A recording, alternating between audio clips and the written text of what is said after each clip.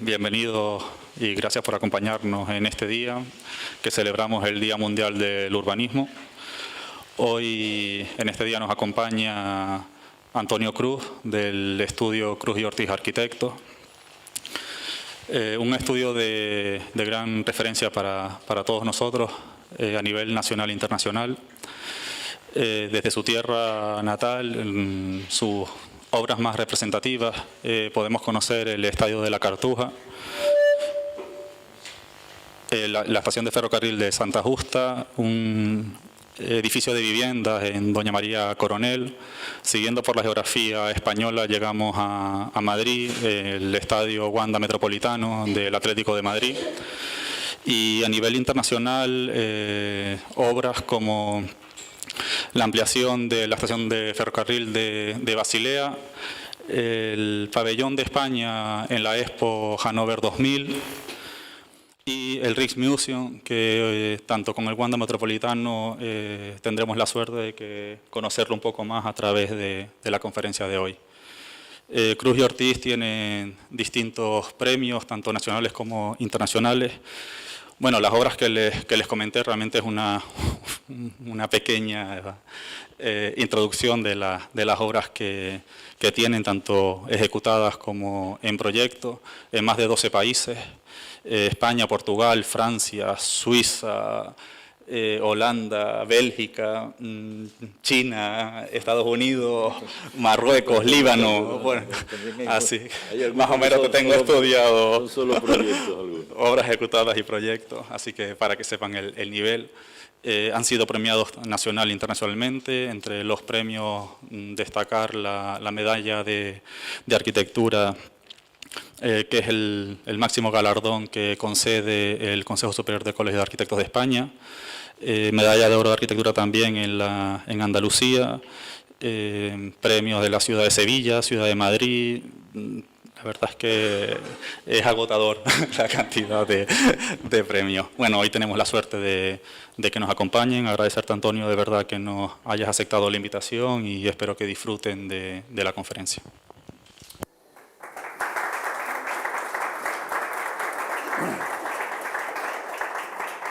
Muy bien, pues muchas gracias por la presentación y muchas gracias al Colegio de Arquitectos de Lanzarote por la invitación que nos va a permitir a Asunta y a mí pasar aquí 2 días y disfrutar de esta maravillosa isla que tenéis.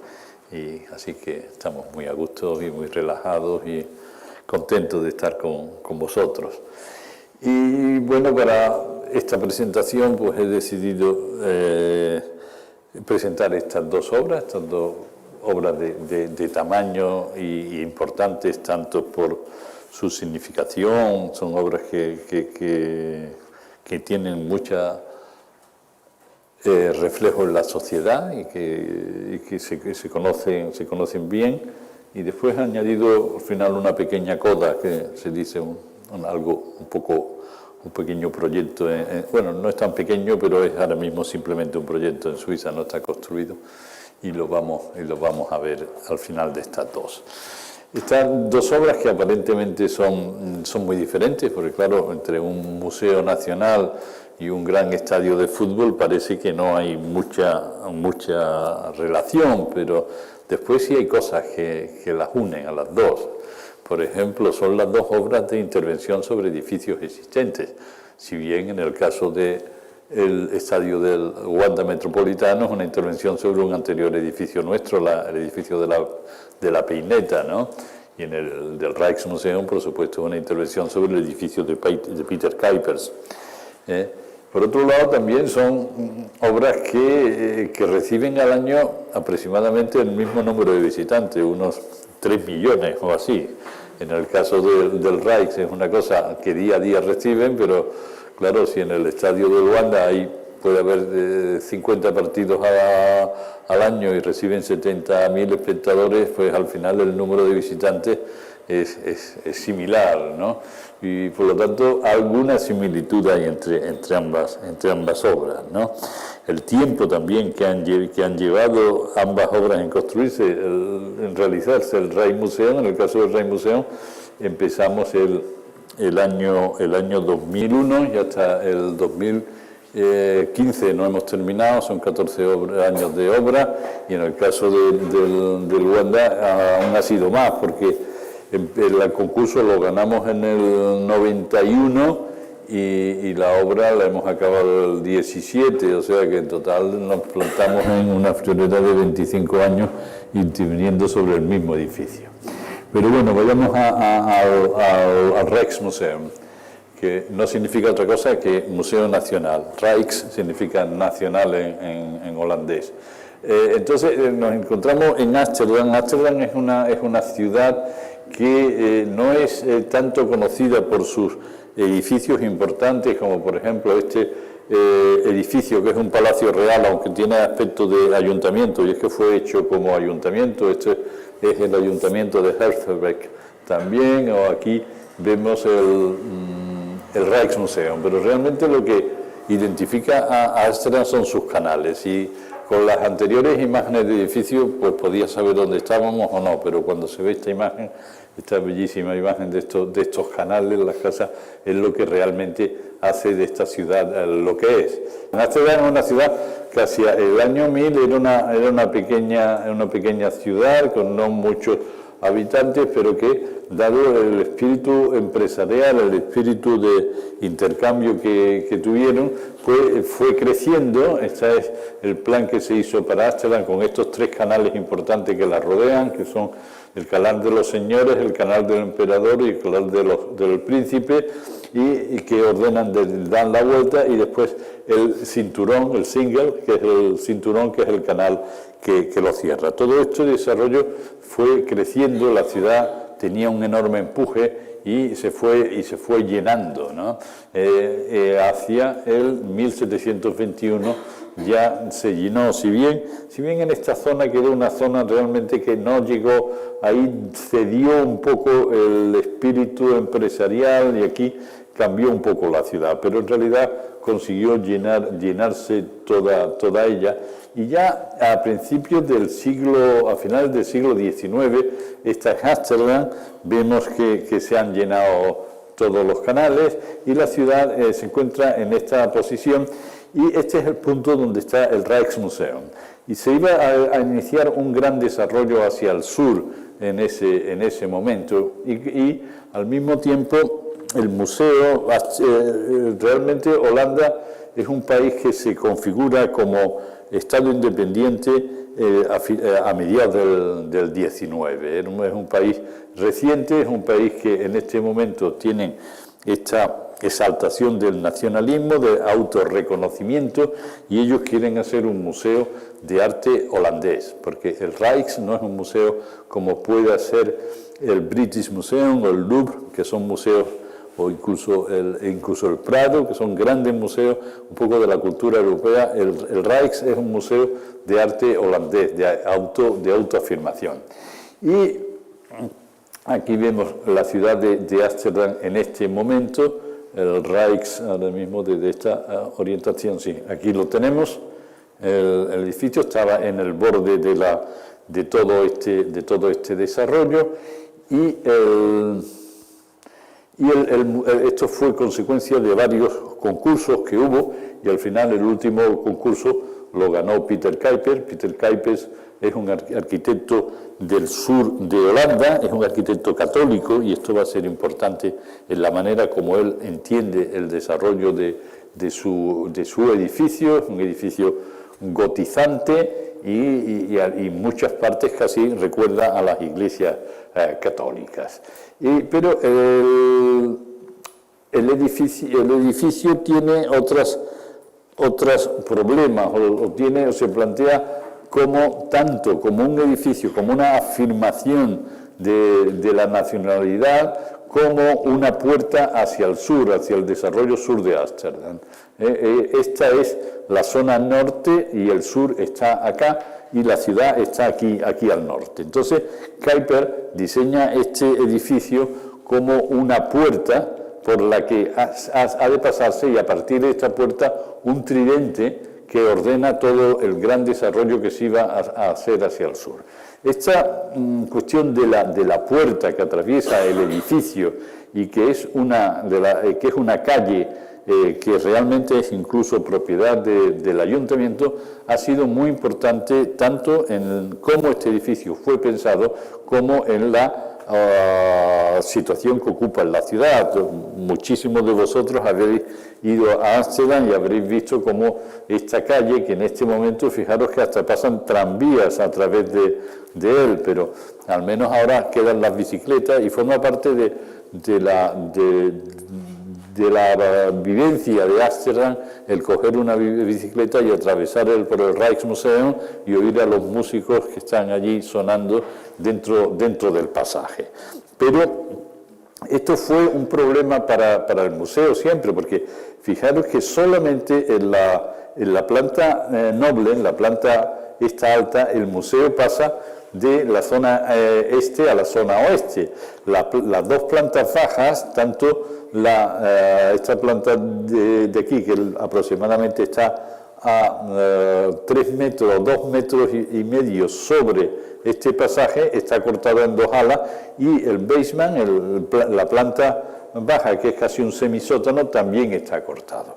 Y esto va a ser un problema en el funcionamiento del museo, lo fue siempre. La fachada hacia el norte se ha mantenido, incluso esta foto debe ser aproximadamente de 1950, pero esta fachada se ha mantenido siempre muy simétrica y muy ordenada, si bien la fachada al sur veremos luego cómo es una arquitectura no tan simétrica como esta, y además ha sufrido muchas transformaciones.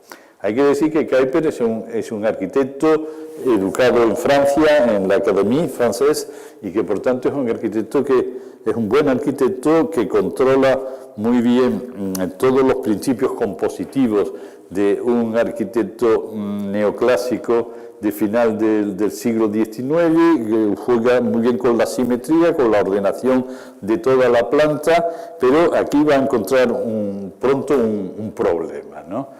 Y ahora veremos cuál es el problema que va a encontrar Kuiper cuando diseñe este edificio. Bien, el problema que Kuiper va a encontrar es que un arquitecto con este conocimiento que ellos tenían sabe muy bien colocar dos patios, pero se encuentra con un problema, que la entrada y la escalera principal están ocupadas por él. Están ocupadas por la calle. Entonces, normalmente estos edificios siempre se hacían con 2 patios que ordenaban la planta, este patio y este patio, pero la puerta principal tenía que estar aquí y la escalera tenía que estar en esta posición, y ninguna de las dos cosas pueden estar. Este plano es un plano en el que se ve que se está planteando una duda. ¿Cómo organizo el edificio? ¿No? Porque no sabe bien, y entonces tiene este plano en el que se presentan las dos posibilidades.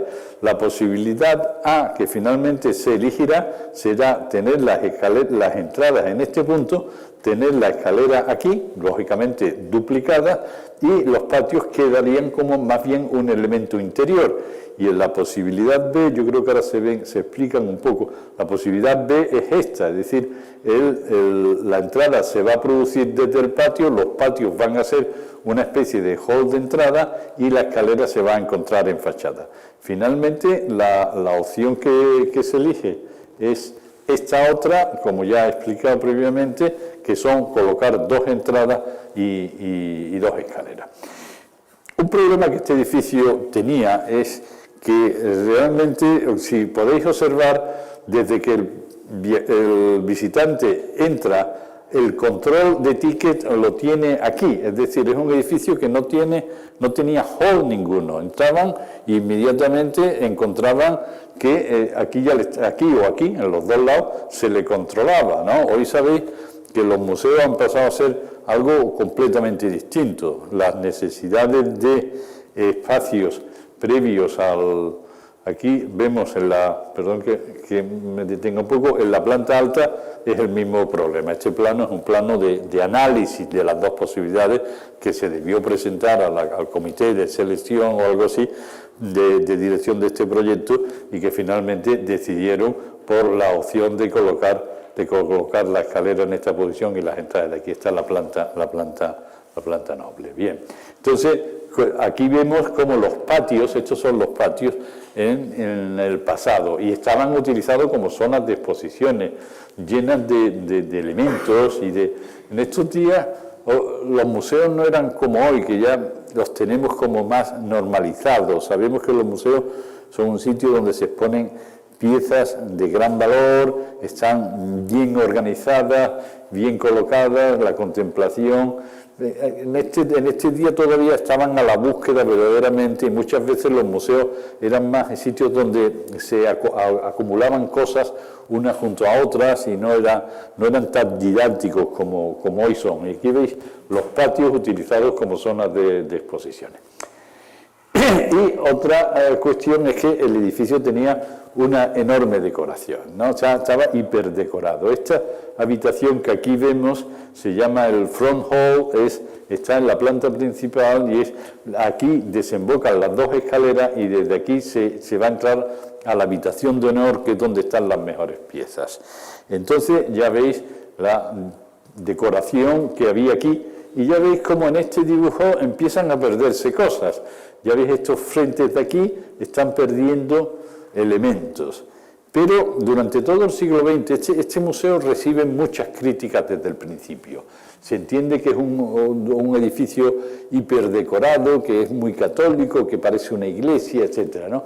Durante todo el siglo XX el proceso es un proceso de eliminar esas decoraciones. En el siglo XX empiezan a entenderse los museos que deben ser como cajas neutras en las cuales la obra de arte se pueda contemplar muy aisladamente y que nada estorbe, que no era lo que eran en el siglo XIX, que eran más bien una experiencia variada. Y fijaros el front hall, la habitación esta llegada, cómo estaba cuando nosotros empezamos a intervenir. Había perdido toda la decoración y era una habitación completamente blanca. Yo no sé si realmente aquella luz estaría bien, no sé si se pudiera apagar, porque la pantalla se ve, está un poco blanquecina, ¿no? Entonces, esta es el front hall, lo veis aquí, y esta que es la habitación de honor, es la habitación más importante, la que está en el eje sobre el pasaje. Esta es la habitación que está sobre el pasaje, y aquí está la ronda nocturna, que es la obra, digamos, cumbre o la más visitada, la más mediática, y fijaros cómo era la habitación de honor en sus primeros momentos, lleno de alfombra, de decoraciones, y poco a poco esta habitación, igual que el front hall, fue perdiendo decoración, fue cada vez teniendo menos elementos, se fue simplificando, variaba mucho según los gustos del momento, y esto ya es, cuando nosotros llegamos, pues estaba de esta manera, toda la decoración se había perdido, ¿no? Esta un poco la narración del proceso sufrido durante el siglo XX, en el que este museo verdaderamente fue maltratado, ¿no? Y esto es otra vez esta imagen, bueno, esto, ¿qué ha pasado? No sé por qué la traigo aquí. Esto ya está explicado. Bien, ¿qué otra cosa había ocurrido? Otra cosa que había ocurrido es que los patios pues se habían llenado se habían llenado de edificios. Es decir, todos estos se fueron echando, lo que se llama echar una planta, es decir, se iba completando, ¿no?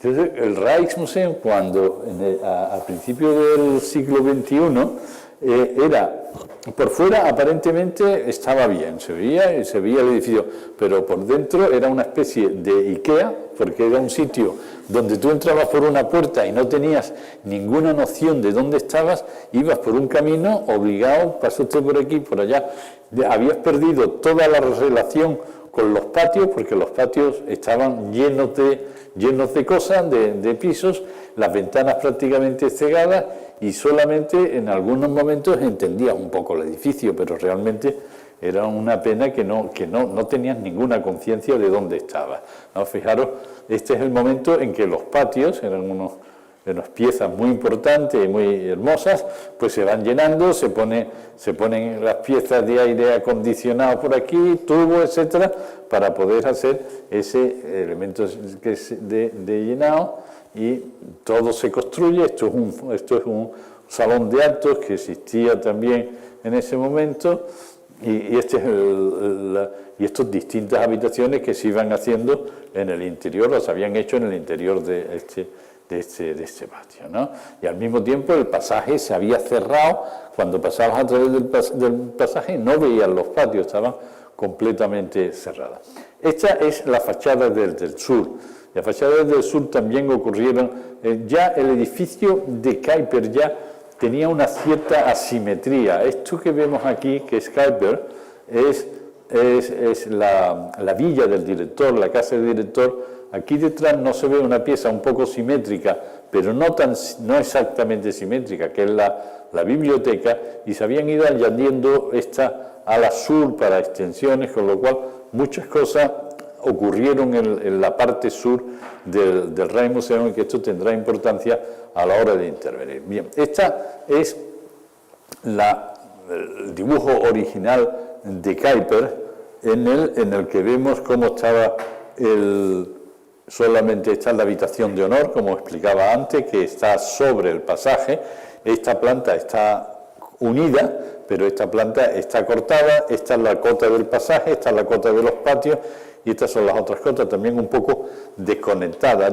Era difícil el conectar esto. Entonces, la propuesta nuestra se basó en tratar de conectar los dos patios por debajo del pasaje. La propuesta nuestra es abrir los patios otra vez, limpiar los patios y conectarlos por debajo del pasaje, dándole unidad a los dos patios, y al mismo tiempo introduciendo un sistema de bajada por una escalera en el centro del pasaje. Prestemos atención a estas líneas de puntitos que hay aquí, que luego van a tener su importancia en el proyecto, porque lo que se está tratando de hacer con estas líneas de puntos es crear un techo teórico con algún elemento que permita, al estar este techo y esto a la misma altura, permita la unificación, el concebir los dos patios y el pasaje como una sola unidad arquitectónica. Claro, ya veremos que ese techo luego no es un techo opaco, sino que es algo bastante más sutil, ¿no? Y esto es el croquis de la sección longitudinal, la que hace esta bajada con estas escaleras para conectar los dos patios en un nivel inferior al pasaje. Todo esto ya son dibujos del concurso del año 2001, y se ve cómo el suelo del pasaje se ha horadado con estas escaleras y se ha creado un nuevo suelo que pasa bajo el nivel del pasaje.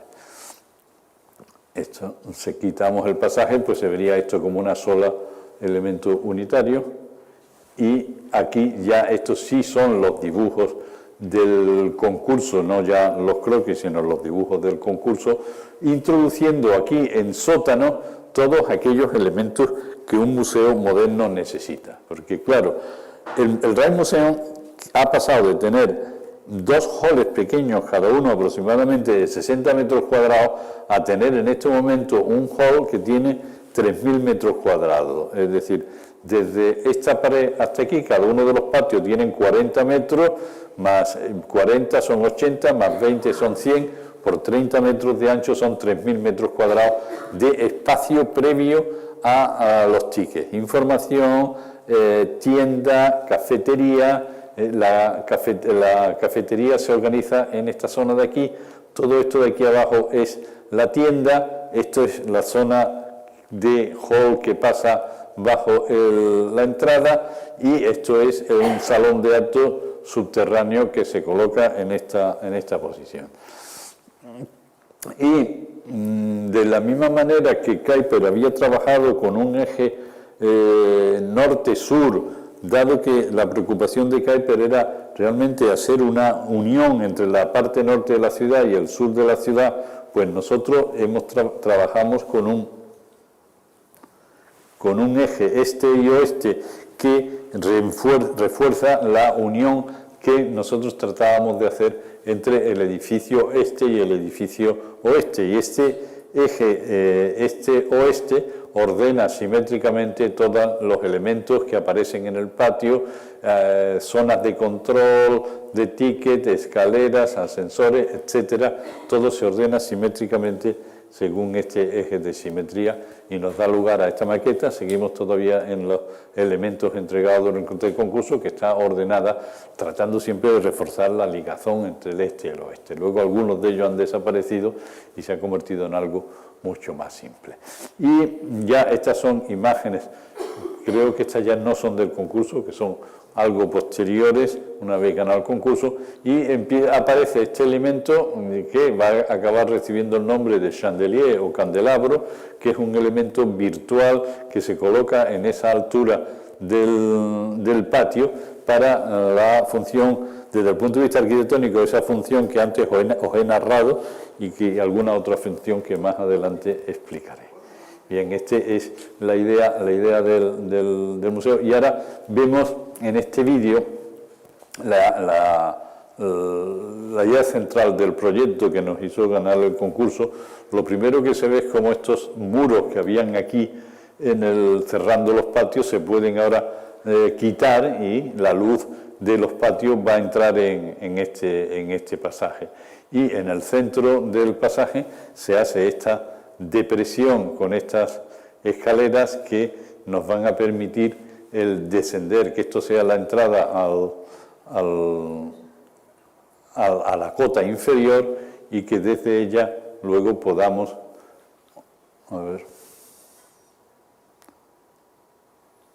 bien, ahora vamos a dar un pequeño paseo virtual, aunque ya tengo que adelantar que esto que fue la idea que nos hizo ganar el proyecto, finalmente, precisamente estas escaleras y esta forma de entrar no se pudo llegar a ejecutar.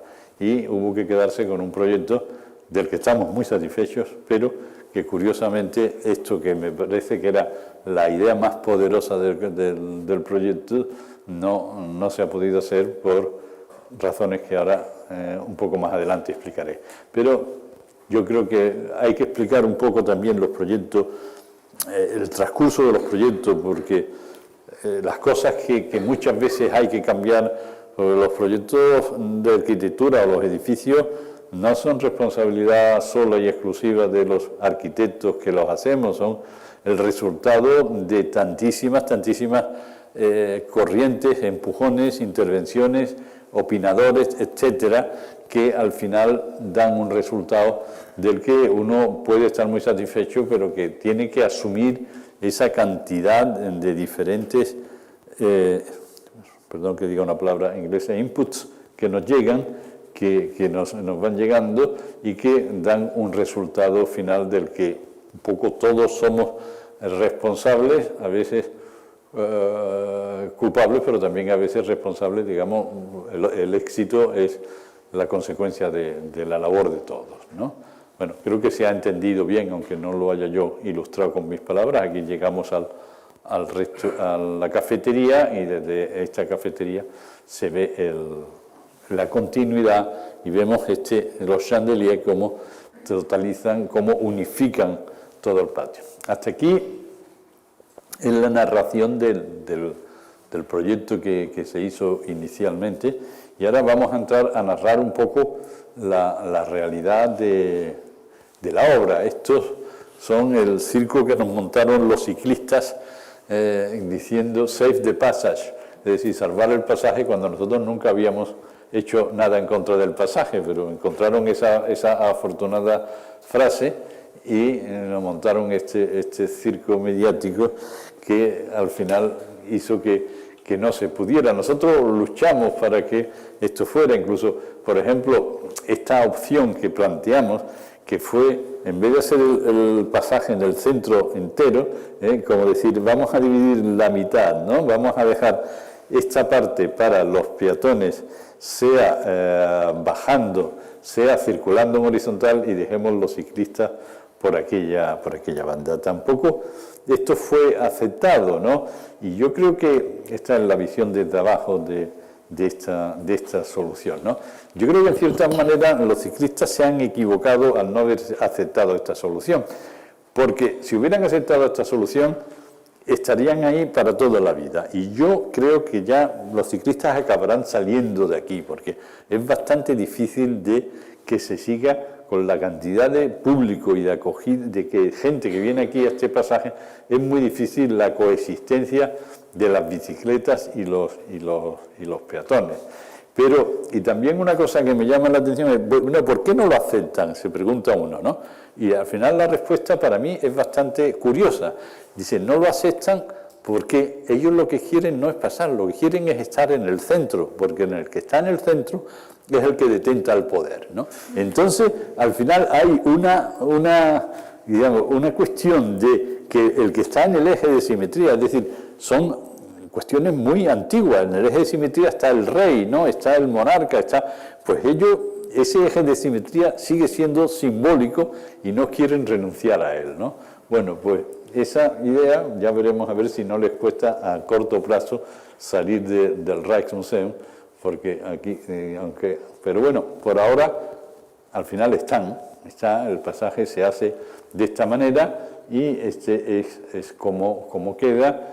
Y hay que reordenar estas escaleras para que estas escaleras que eran de subida a esto, pues alguna escalera, esta y la simétrica, se convierten en el sistema de entrada desde este pasaje al nivel bajo y desde el pasaje por ascensores también se viene al nivel bajo.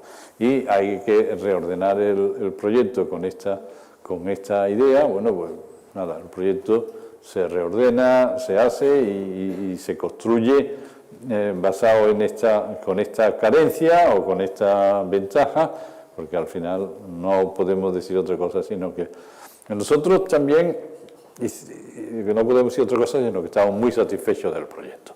Nosotros hicimos una labor de recuperación de la totalidad de los tamaños de las habitaciones de Kuiper, tal y como eran. El único cambio que hicimos fue en estos pequeños ascensores y escaleras de servicio aquí, uno aquí, otro aquí, pero por lo demás, todo esto que estaba perdido, que estaba lleno de extrañas habitaciones sin carácter, pues lo recuperamos, de manera que ahora ya la gente va andando, va viendo los patios, va usando las escaleras principales con normalidad. Todo el edificio funciona alrededor del organigrama que hizo Peter Kuiper, ¿no? Y esto yo creo que es de agradecer. Tuvimos también un poco que luchar con el museo para que nos dejar algunas ventanas abiertas, porque el museo tiende a cerrar todas las ventanas para tener mayor nivel de exposición. Entonces conseguimos unas cuantas ventanas, dejarlas como tales ventanas, de manera que uno tenga la sensación de en qué parte del edificio se encuentra, cosa que si no es que no se sabe por dónde andar. Vamos a ver, que ahora otra vez. Bien, bueno, esto ya está visto y ahora vemos este vídeo que nos da un poco la imagen de... Nosotros hemos introducido hemos hecho dos intervenciones importantes en el lado sur. Como este edificio que va a ser el Portal Building, el edificio de entrada, ya veis como aquí en el sur, esto también es la escuela de dibujo, que es otra adición hecha por el mismo Kuiper, y nosotros hemos hecho este edificio que comparte con los edificios, con nuestra actuación del interior, materiales, como la piedra va a ser la misma. Esto es un edificio que hace la logística, organiza la logística, la entrada al interior. Y vamos a ver cómo, en cambio, en la zona norte, pues el edificio ha quedado bastante inalterable. Los jardines, hubo también que organizarlos, reorganizarlos y devolverlos a su estado relativamente similar al original. Y ahora llegamos a la fachada norte, donde no muchas cosas han ocurrido. El edificio sigue bastante como era, ¿no? No sé si estamos yendo un poquito lento porque veo que... Bien, vemos el pasaje.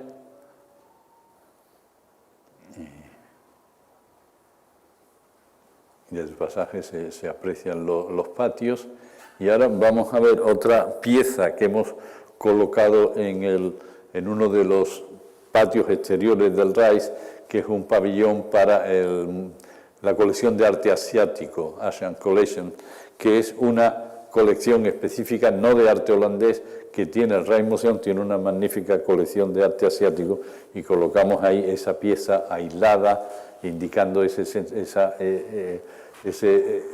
contenido que no está relacionado con todo la colección principal, que es la colección de arte asiático. Y esto es las demoliciones que tuvimos que hacer. Donde ellos habían construido, nosotros íbamos demoliendo todo lo que había en los patios, tirándolo, etcétera, con estos grandes grúas, etcétera, para llegar a tener limpio. Fijaros cómo estaban llenos de heridas, de daños los patios, que luego pues hemos pasado a ponerlos exactamente como eran originalmente. No tenemos ningún interés en que quede en la historia el daño que se ocasionó al edificio, ya veréis. Y bien, esto es una pequeña reflexión sobre lo complicado que ha sido este edificio, como en Ámsterdam, enseguida que excava 50 centímetros, como dicen ellos, en vez de un albañil necesitas un marinero o casi un buzo para que vaya haciendo la obra. Realmente la obra es una obra complicadísima. Aquí esto es el pasaje con el suelo desmontado y toda la labor de bajar el suelo con una obra para llegar finalmente a tener este edificio, estos pasajes, donde ya era curioso porque había gente mayor que recordaba los patios y ahora los veía otra vez recuperados y se encontraban felices de encontrar estos patios que en su infancia los habían conocido abiertos y luminosos. Y igualmente, esto ya las vistas del interior, de cómo todo se fue tratando de la mejor manera, todos estos elementos que hemos ido añadiendo con la misma piedra y con la misma piedra que usábamos en el exterior, el chandelier, que además de la función de este techo virtual lleva la iluminación y es un elemento acústico que mejora la calidad del sonido en los patios. Y todo esto, cuando la luz entra, que el sol, realmente todo, la verdad me parece que es bastante hermoso lo que da lugar.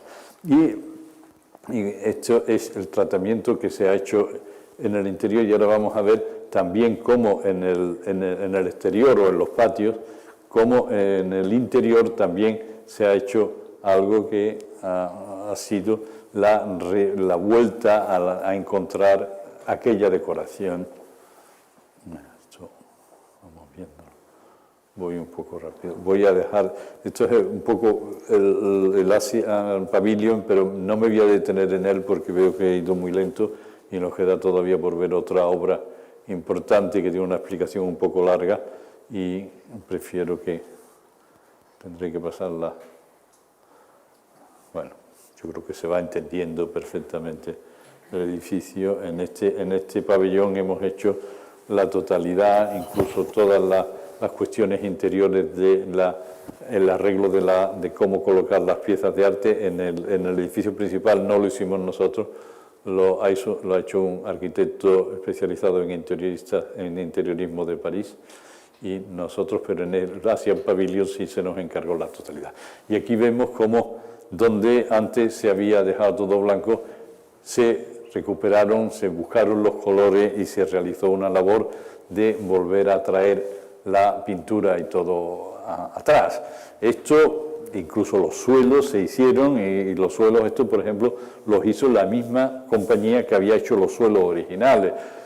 Esto merece una pequeña reflexión sobre cómo los museos, que como antes dije, durante el siglo XX fueron unas cajas neutras para acoger las piezas de arte, hoy ya los entendemos de otra manera. Los entendemos los museos como una experiencia en sí. Es decir, el museo, el edificio, no solamente es un expositor de obras de arte, sino que también nos está narrando cómo era la sociedad holandesa a final del 19 y cuál era la idea de un museo que se tenía a final del 19. Por lo tanto, tiene el sentido la vuelta atrás de explicar cómo se entendía.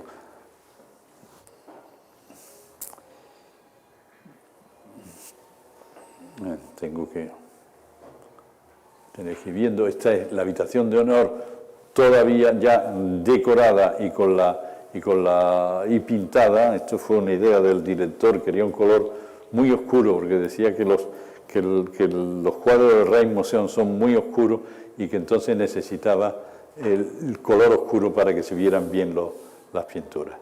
Entonces, y ahora vamos a ver también algunas fotos. Estas fotos son de José Manuel Ballester, este artista español y buen amigo nuestro, y son interesantes cuando ya las piezas llegan dentro de sus cajas y todavía el museo ya está. Esta es otra fotografía de José Manuel, pero están ya todos los cuadros dentro de las cajas y no sé, yo las veo muy emocionantes estas fotos con las cajas que contienen los cuadros que se van a poner en las paredes. Bien.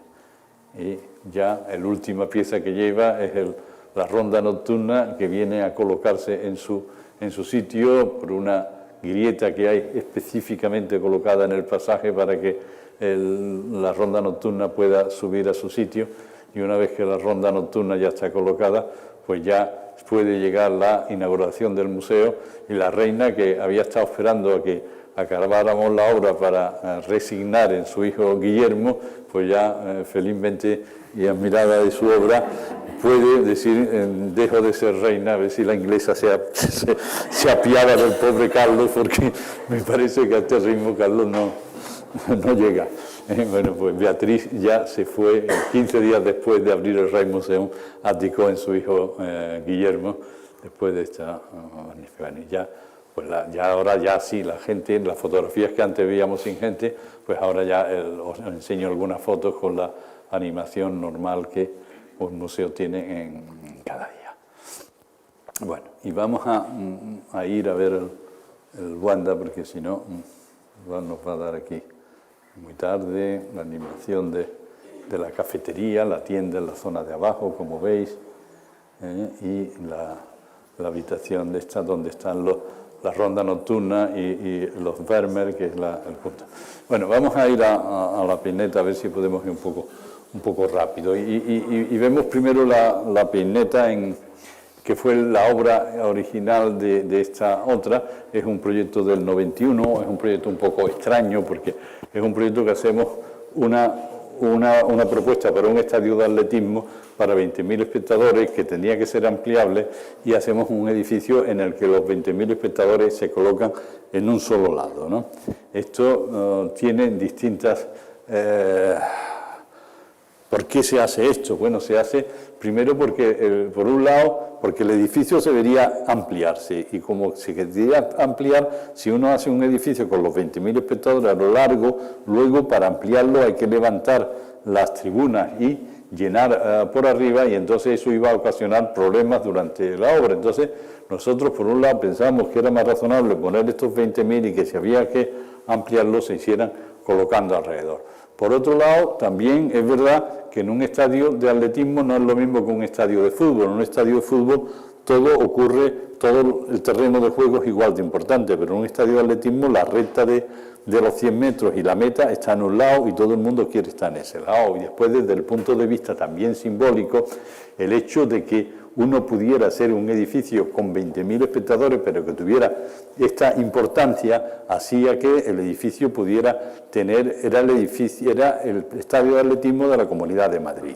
Por lo tanto, un cierto carácter icónico debiera tener, y al poner todos los edificios, todos los espectadores en un solo lado, nos permitió hacer un edificio suficientemente grande, alto y reconocible, que hizo incluso que se pudiera reconocer una zona de Madrid como la zona de la peineta, ¿no? Entonces, todas estas razones nos llevó a hacer este edificio extraño, un edificio donde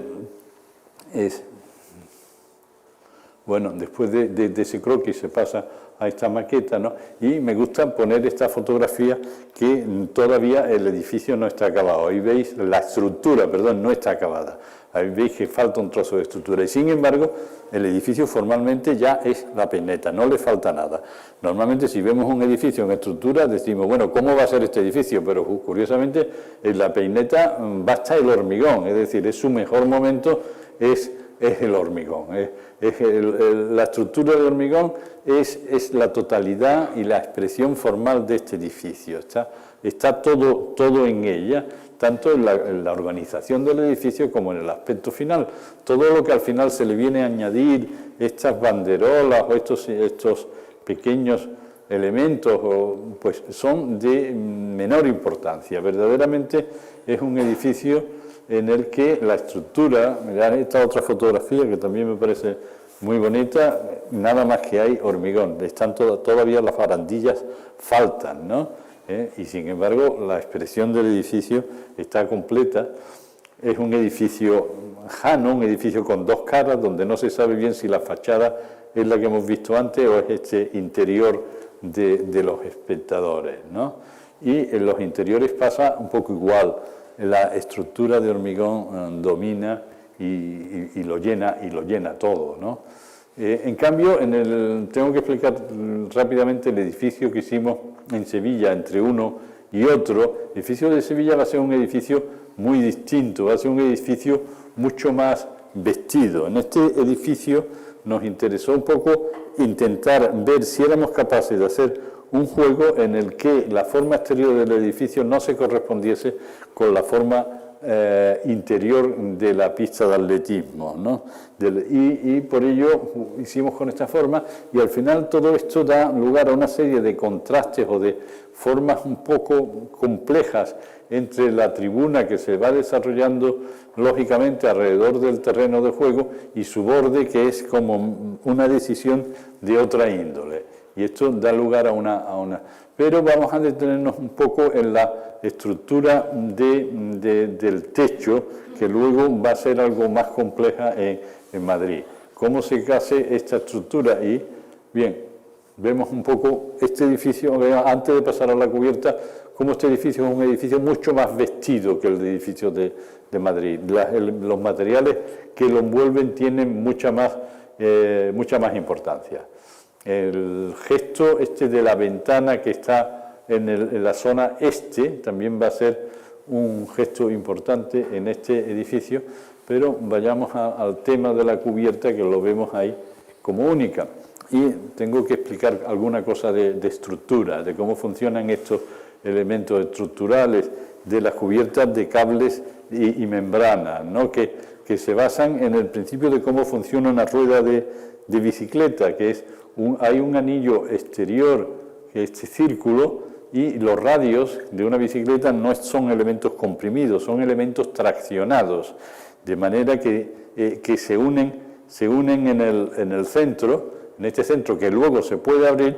Entonces este anillo exterior es un anillo que está comprimido por efecto de las tracciones, resiste por compresión, y los anillos interiores son anillos traccionados. Entonces, o bien se hace un anillo doble, claro, tú no puedes hacerlo plano, porque si lo haces plano, todo eso teóricamente resiste, pero con el viento esto flamearía y daría grandes golpes. Entonces, lo que se hace, igual que en la rueda de la bicicleta, es crear un doble anillo que hace ya que esto se fije y que no se pueda mover por el efecto del viento. Las cargas gravitatorias estarían resueltas con un anillo interior y un anillo exterior, ¿no?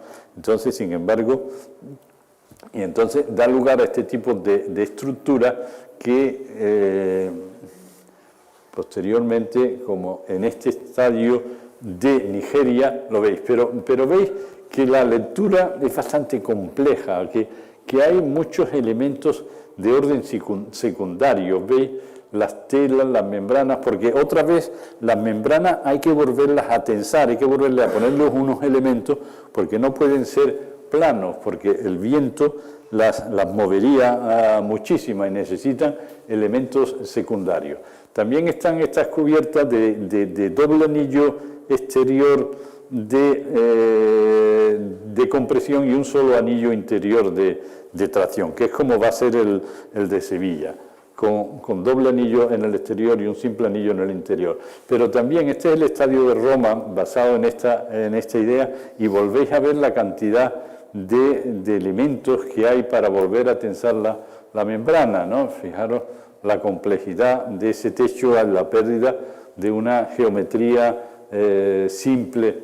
Entonces, la idea que surgió entre la empresa alemana que trabajaba y nosotros fue, en vez de hacer parejas de cables, alternar un cable arriba con un cable abajo. Y entonces, en estas zonas de aquí surgen unos planos que son superficies regladas, no son planos, sino son paraboloides hiperbólicos, que entonces están sometidos a una doble tracción y ahora sí pueden eliminarse y pueden constituirse con esta simpleza, esta limpieza que hay en la cubierta de Sevilla. Esto luego en Madrid se va a hacer un poco más complejo, pero veis cómo la cubierta, algunos amigos pensaron que era de hormigón, y no es de hormigón, son membranas, pero este truco de la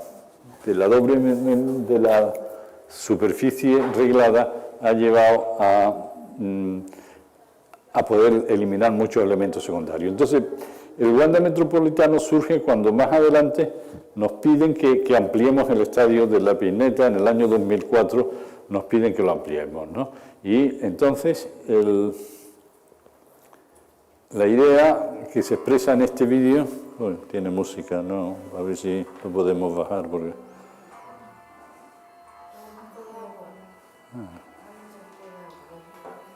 Bueno, está flojita. Claro, a nosotros nos preocupaba mucho en este proyecto el poder mantener esta imagen. Eso porque era una imagen con la que estábamos muy satisfechos y el proyecto se hace pues sobre la base de que se va a completar todo el anillo, se va a completar. Bueno, la música es un poquito hortera, pero...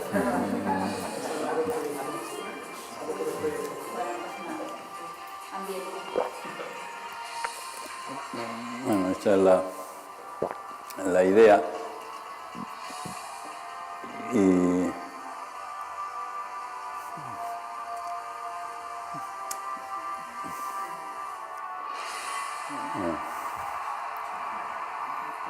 Vale, entonces ahora vamos a entrar dentro. La idea de esto es que luego de la Olimpiada se iba a transformar en un estadio de fútbol, deprimiendo el terreno de juego. Es decir, este terreno de juego de la Olimpiada, que tiene 180 metros de largo por 80 o 90 de ancho, hay que deprimirlo, poner más gradas y hacer simplemente un terreno de juego de las dimensiones de un estadio de fútbol, que es lo que este vídeo expresa.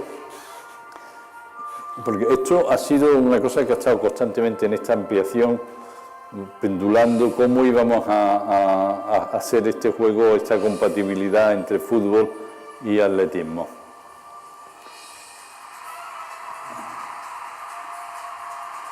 Bueno, van pasando los años ya, Morientes hace mucho tiempo que estará, no sé dónde sigue. Bueno.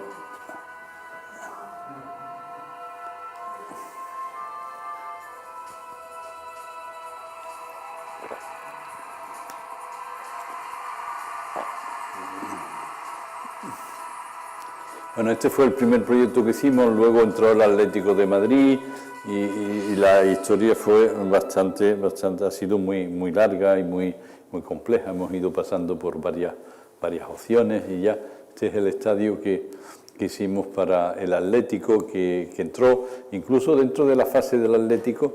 Primero se barajó todavía la última candidatura de Madrid, que el estadio se iba a hacer primero como estadio olímpico. Cuando se acabara la Olimpiada entraríamos lo transformaríamos a fútbol y finalmente después se barajó la idea de que primero fuera fútbol, luego se transformase que es lo que expresa este vídeo, luego se transformase en Olimpiada y finalmente volviera a ser a fútbol.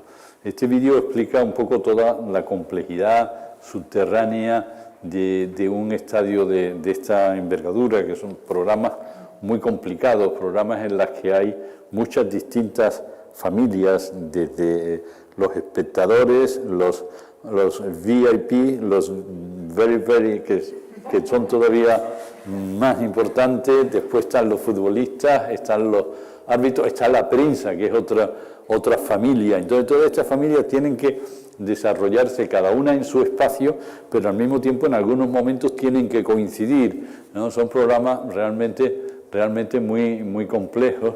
El estadio tiene 2 plantas de aparcamiento que ya han pasado. Ahora estamos en el nivel de acceso, que es el nivel... hay 15 metros de diferencia entre el terreno de juego y el nivel de acceso. Esto hace que el estadio pues se evacúe muy deprisa, porque se evacúa, los de abajo suben y los de arriba bajan, pero los recorridos son más cortos. La peineta solamente se ha quitado provisionalmente en el vídeo para que se pueda entender las partes de arriba, pero ya ahora se puede volver a colocar, y todo el estadio este es el nivel de los palcos que totalizan todo el círculo nuevo. Teníamos palcos también en esta zona, pero son de menor calidad que estos que ya se han hecho con un criterio más actual y conociendo bien lo que es un estadio de fútbol de hoy en día. Y este es el nivel superior, y una vez ya colocado el graderío alto, se coloca la pieza de la cubierta, que estas cubiertas tienen la característica de que son unos elementos que solamente transmiten cargas verticales al edificio, porque en sí son rígidas y no transmiten momentos a la estructura, se transmiten las cargas verticales exclusivamente. Y este es el edificio, y ahora vamos a ver cómo estaba pensado. En este momento estaba pensado que primero se haría fútbol, luego se haría un relleno de tierra para poder celebrar unas Olimpiadas, que es lo que creo que este vídeo lo incluye, y luego otra vez se eliminaría el terreno para rellenar. Este es el estadio inicial, transformación inicial. En este momento toda esa mancha blanca se pensaba rellenar de tierra, hacer un campo, celebrar una Olimpiada y posteriormente volver a retirarla. Finalmente fuimos al estadio de fútbol directo y único, y ya en ese momento se hizo una labor, digamos, de concentrar cada vez más a los espectadores dentro del terreno de juego, acercarlo lo más posible. Y bueno, y ahora yo creo que ya nos toca ver ahora vamos a narrar un poco cómo, esto lo voy a evitar porque es otra lección pero bueno, la única cuestión, deciros que este estadio tiene, en vez de tiene un doble anillo, tiene esta estructura que es doble anillo de compresión y doble anillo de tracción. Es la primera vez que se ha hecho en el mundo este sistema, y que esto ahorra canto, porque sin reducir las pendientes de los cables, que es lo que los hace ser activos, hace que el canto total lo divida uno entre el canto del anillo de compresión y el canto del anillo de tracción, y esto hace que el canto sea menor y que, sin embargo, pero no voy a... Lo que sí me parece interesante es narrar lo complejo que son este tipo de estructuras, la cantidad de personas que han debido intervenir en ellas con una enorme profesionalidad y calidad. Fijaros lo que es iniciar con este montaje de estas piezas de anillo de compresión aquí y tener que llegar a cerrarlas sin error, porque todo esto va roblonado y no se pueden cometer errores, ¿no? Cada colocación de estas piezas era un prodigio en sí de organización y de empresas que cada una tenía que hacer su parte, con una enorme tecnología. Y al final también lo divertido es que el último punto, a ver si lo vemos en el vídeo, es una cuerdecita donde hay unos operarios, que está aquí la cuerdecita, ¿la veis? Pues esa cuerdecita, al final con la cuerdecita hay que llegar a colocarlo en su punto después de toda esta tecnología tan compleja. Y bueno, esto era una operación que cada operación de esta duraba un día entero, el colocar, ahí la cuerdecita también, es divertido, mientras que otra gente están limpiando las gradas, están haciendo toda esta labor. Bien, y una vez ya, luego viene el proceso de levantar los anillos interiores, que también es otro momento interesante. Esos anillos interiores se hacen en la base del suelo y estos gatos, estas piezas rojas que hay aquí, que funcionan como comecables, esos se van comiendo el cable y van haciendo la tensión para llegar a tener el anillo arriba, el doble anillo de tracción arriba. Vamos a cortar un poquito para ver estas imágenes tan bonitas, ¿no? Aquí es cuando está la estructura en su esencialidad, en los elementos verdaderamente resistentes, el doble anillo de tracción con estos pendolones que impiden que sean todos los cables, y sobre esto ahora hay que empezar la colocación de las membranas unas tras otras. Primero empiezan a colocarse las membranas triangulares y se van colocando estas piezas de una enorme complejidad, porque si os dais cuenta el patronaje de cualquiera de las piezas estas que vienen aquí es complicadísimo, porque tienen que partir de unos cables que están con una dimensión predeterminada, pero los cables tienen curvatura o van a tener curvatura por la propia tensión, y la propia membrana también tiene unas tensiones que las hace deformarse. Entonces el patronaje de esas membranas para conseguir que al final estén tensas, igualmente tensas, y además y que no tengan arrugas, realmente es una enorme, una magnífica tecnología para llegar a esta.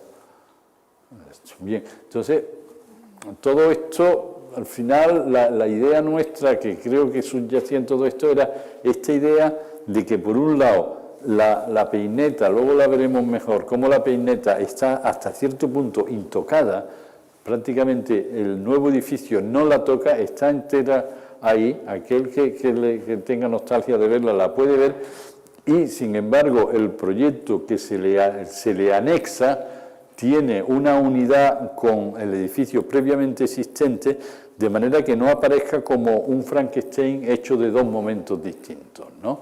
Sino que todo aparezca como un conjunto relativamente, yo creo que armónico, que se entienda como un solo edificio, y la cubierta como elemento unificador que ha venido a colocarse en el último momento sobre ella, ¿no?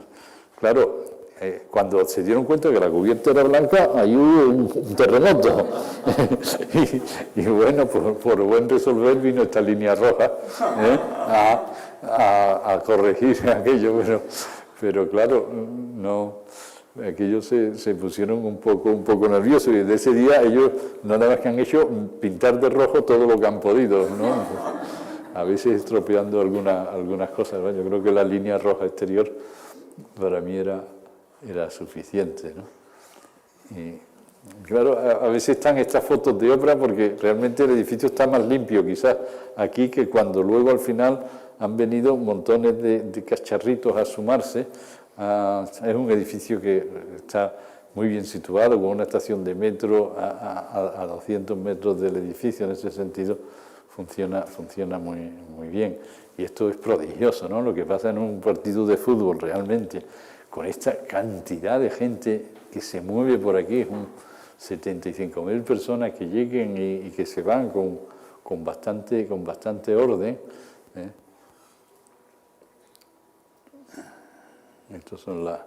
Esta es la visera exterior que cubre el edificio exteriormente y que lo reviste. Fijaros cómo la peineta sigue estando aquí y prácticamente esto ni lo toca. Bueno, sí, hay dos pilares en lo alto de la peineta, pero realmente no se aprecian. Y el edificio es un edificio que el estadio es un estadio. Bueno, esto me lo voy a saltar porque estos son otros estadios, pero como vamos un poco lento me lo voy a saltar. Este es el estadio de Jerez, pero la verdad es que ha sido y esto fue una propuesta para Marruecos, que no para la candidatura de Marruecos. Bueno, y volvemos al Wanda o al Metropolitano, donde se ven estos espacios que han quedado aquí, que son consecuencia, este espacio, por ejemplo, es consecuencia de esa incomodidad entre un estadio de atletismo y un estadio de fútbol, y al final es un sitio muy bonito. Curiosamente, el presidente del Atlético de Madrid, Miguel Ángel Gil, el punto que más le gustaba era este, que no se sabe que era, que podía haber sido como un problema derivado de haber transformado un estadio de atletismo en un estadio de fútbol, ¿no? Y realmente estos momentos en que el estadio se llena, verdaderamente estas fotografías son tremendas, ¿no? De lo que son 70.000 personas, y el estadio, siendo un estadio muy amplio, tiene mucho ambiente, porque hay mucha unidad, y por el techo también, que da una reverberación, y el estadio luego se ilumina de noche. Este es el primer entrenamiento. El estadio al final tiene un sistema de LEDs con colores que permite hacer todas las variaciones, y lógicamente aquí ya sí se han podido poner rojos, todos los rojos que han podido, ¿no? Y bueno, yo creo, esto es lo que había traído, y bueno, vamos, ya que lo he traído, voy a echar muy deprisa a ver casi nada más que las imágenes de un estadio que vamos a hacer en Lugano, Suiza, que es un proyecto. Claro, este estadio de Lugano son 10.000 espectadores nada más. Fijaros cómo esta belleza de Suiza, siempre con el agua, los montes, y aquí en este sitio donde tienen este pequeñito estadio, pues el concurso era un concurso para un edificio múltiple, donde se debería hacer un estadio, un palaceto de deportes pequeño, bueno, no tan pequeño, para 3.000 espectadores, unas oficinas en esta zona, un edificio de servicio acá. Todo esto estaba en el programa, y realmente en este gran solar, ¿no? Y realmente nuestra propuesta, lo que nosotros hicimos, es hacer un solo edificio muy unitario, en el que incluimos todo. Es decir, hicimos un proyecto de arquitectura con unas funciones tan distintas como un estadio de fútbol, un estadio un palaceto de deporte, unas torres para oficinas. Sin embargo, el proyecto tiene una concepción unitaria mediante este techo horizontal plano que comparte todo a 8 metros sobre el nivel de acceso. Es un estadio de fútbol al que tú entras por la planta alta y todas las gradas están hacia debajo. Organizamos esta cruz como unas calles semicubiertas con pérgolas que organizan todo el conjunto, y ahí incluimos, dentro de un solo proyecto, incluimos las distintas funciones. Los demás proyectos eran proyectos como más, digamos, de conjunto, y el nuestro era un proyecto en el que en un solo edificio metíamos todos los usos.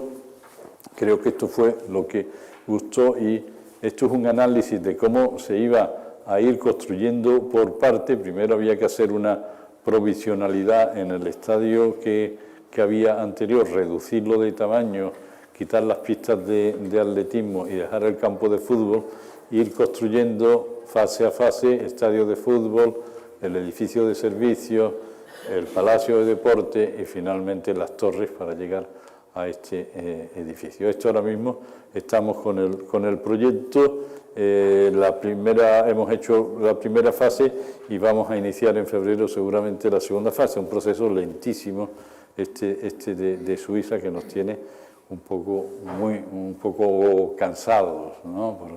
Porque todo son precauciones, y esto es la idea general del proyecto, que ahora estamos ya en una fase de proyecto definitivo.